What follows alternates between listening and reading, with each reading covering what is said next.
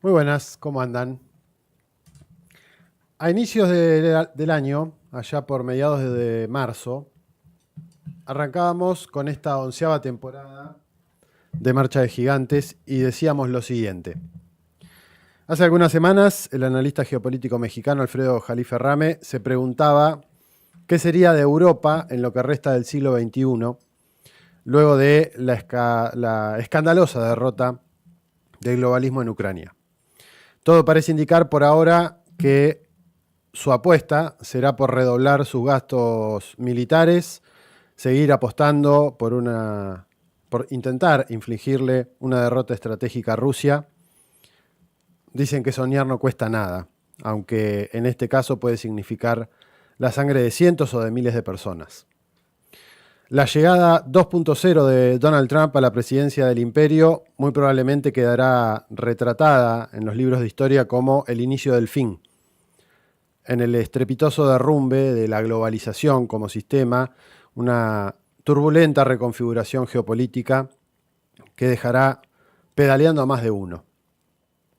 El llanto pueril de Christopher Husgen, director saliente de la 61 Conferencia de Seguridad de Múnich, a mediados de febrero, dio cuenta de la disolución atlantista ante la cortada de víveres de papá gringo. Tan solo unos días después, el payaso y usurpador presidencial ucraniano tuvo la osadía de visitar el despacho Oval pretendiendo dar una lección a Donald Trump y a su vice. Lo sacaron del fundillo de los pantalones luego de dejarlo en ridículo ante la mirada impávida de decenas de periodistas transmitiendo en vivo la secuencia. Inmediatamente, miles de memes inundaron las redes burlándose del comediante. Pocos días después, el príncipe heredero Bin Salman sería el anfitrión del inicio de lo que algunos analistas catalogaron como un hito en la conformación de un nuevo acuerdo de Yalta II o un acuerdo de Viena II, entre los que se destacan por este último o se decantan por este último el propio Jalife, dado que en aquel entonces, en 1815, no se reunieron solo los vencedores, como en Yalta, sino también las fuerzas derrotadas. Lavrov, uno de los diplomáticos mejor calificados del mundo, si no el más, y su característica impoluta y fría actitud, se magnificaba ante el lenguaje corporal de un Marco Rubio, secretario de Estado o canciller de Estados Unidos, que temblaba como una hoja de papel al viento ante la presencia imponente del ruso. Varias cosas se podrían comentar del encuentro, pero solo nos limitaremos a señalar que puede haber sido la primera de una serie de encuentros de alto nivel entre rusos y norteamericanos. ¿Se solucionará el mundo con esto? Creer que la respuesta es afirmativa es mirar o estar mirando otra película, pero sí es un buen augurio de que las posibilidades de una guerra directa entre potencias nucleares pueden mermar. Decíamos en aquel entonces, hasta ahora los pasos dados por la administración Trump indican que desea evitar no solo un choque entre potencias, sino que su enfrentamiento será económico y financiero. Estados Unidos, seriamente endeudado y necesitado de dejar de gastar cuantiosas sumas de dinero en una guerra que sabe perdida, tal como se pregunta el fundador del portal Red Voltaire, Thierry Meyssan. Lo que hace el magnate de Peluquín es una especie de control de daños. En lugar de continuar con un bucle sin sentido, parece haber optado por dejar en soledad a los europeos, que terminarán siendo quienes paguen los costos de la guerra en Ucrania. Zelensky es un dictador, debería haber elecciones de inmediato, o frases por el estilo, dan cuenta de que quienes quieren quitarse de encima discursiva y económicamente esa estrepitosa y derrota y forzar a que los europeos sigan alineados o alimentando la renta del complejo industrial militar norteamericano si pretenden estar seguros. ¿Acaso busca que los lacayos europeos desaten una nueva guerra mientras él y los norteamericanos lo miran desde lejos por televisión. En esta reconfiguración tampoco parece estar demasiado preocupado por el destino de Taiwán, Donald Trump. Al menos no tanto como la administración demócrata. Por lo tanto, todo parecería indicar que se centrarán en lo interno y en intentar poner orden en lo que consideran su patio trasero, el famoso hemisferio occidental, del que se nutren varias de sus teorías de predominio hegemónico. Todo el continente americano, incluido Canadá, será sin dudas la gran perdedora de este juego, aunque es cierto que, aunque en cierto sentido, el tipo de metodología que se llevará a la práctica estaba en aquel entonces por verse. El que se perfilaba era la guerra comercial o la presión comercial. O te acordás o te adaptás a lo que quiero o arancelo todo lo que te compro. Y si no te gusta, te echo encima los organismos multilaterales. De ahí que haya que remarcar que las declaraciones como la de Canadá, como Estado número 51 o 52 de Estados Unidos, cambiar el nombre de Golfo de México a nombre de Golfo de Estados Unidos, o presionar por el Canal de Panamá o sobre Groenlandia, no es casual. Estados Unidos siempre fue un imperio que necesitó de la expansión e invasión para convertirse en lo que fue. Y requerirá de repetirlo para poder revivir su situación de atraso y endeudamiento en comparación con sus principales competidores, Rusia y China.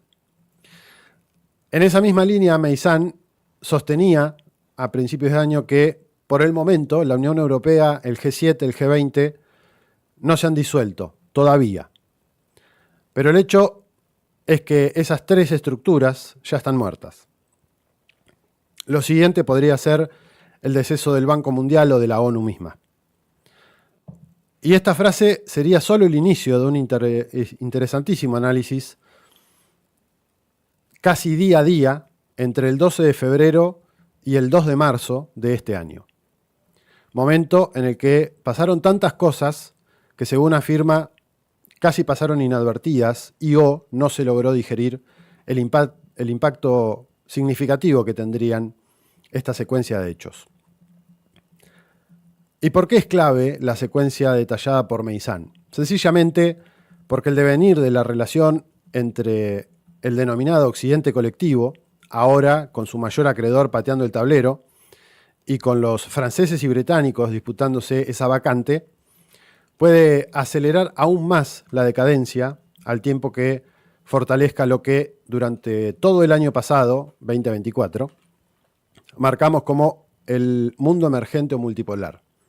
Llámese BRICS, BRICS Plus, la Alianza del Sur Global. Pero como señala el analista, o señalaba en aquel entonces el analista brasileño Pepe Escobar, la idea de que Europa es capaz de representar una amenaza militar para Rusia ni siquiera califica como propaganda basura para los coeficientes intelectuales bajo cero. Se necesitaría al menos una década para remilitarizar a Alemania, ya que su economía está moribunda, apuñalada en serie por costos de energía inmanejables, sobre todo después de la voladura del Nord Stream 2. Rusia, por su parte, está protegida de un posible ataque nuclear por el arsenal nuclear de Francia, por las defensas de misiles más sofisticadas del mundo. A lo cual agrega que, de conformarse el tan mentado ejército europeo y de pretender continuar batallando contra el oso euroasiático, sus guerreros despertados se enfrentarían a la terrible perspectiva de ser oreshnikiados por los misiles hipersónicos Oreshnik, de los que ya hemos hablado, y pasar a ser una pila de hamburguesas a la parrilla de carbón. Sin dudas tendremos un tiempo venidero bastante atrajeado y violento. ¿Qué saldrá de todo eso? Pregunta difícil de responder. Lo que está claro es que el mundo está cambiando y a una velocidad nunca antes vista. Hace exactamente 280 días compartíamos estas reflexiones junto con la cita del filósofo ruso Alexander Dugin, quien afirma que aquí estamos, fin del globalismo, fin de Ucrania, fin de Canadá, fin de la Unión Europea. Y parece que tan erradas no estaban estas reflexiones. Como si fuese poco, y para meterle algo más de picante a este 2025, recientemente Dugin sostuvo que la propuesta de Trump de construir un C5 entre Rusia, China, India, Estados Unidos y Japón es algo bastante serio. Es el reconocimiento explícito o la versión maga del mundo multipolar o policéntrico. El orden de las grandes potencias. Algo que de facto reconocen en su nueva estrategia de seguridad nacional de la que hablamos la semana pasada. Además añade que la construcción de un sistema internacional en el que solo los estados civilizados, con su propia ideología, economía y geopolítica, que hayan demostrado su valía, tendrán una soberanía real. El analista mexicano Alfredo Jalife agrega a las palabras de Dugin que estamos en un momento que combina la paz de Westfalia, que fueron un conjunto de tratados firmados en 1648, a raíz de los cuales surgieron los actuales estados nacionales, soberanos, sobre la base de la no injerencia, la igualdad entre estados y la libre religiosidad, o libertad religiosa, sumados al Congreso de Viena de 1815, más la supertecnología del Partido Comunista de China, más la triada nuclear e hipersónica de Rusia. Un aporte interesante en este sentido es lo señalado por la también analista internacional mexicana y colaboradora de Jalife, Gisela González, según quien estamos pasando de las viejas estructuras de los estados nacionales, de esa paz de Westfalia, y con una visión ideologizada de cómo se construye o cómo se debe construir un estado desde la cúpula hacia las bases, con una mirada eurocéntrica y occidentalocéntrica, a los estados civilización,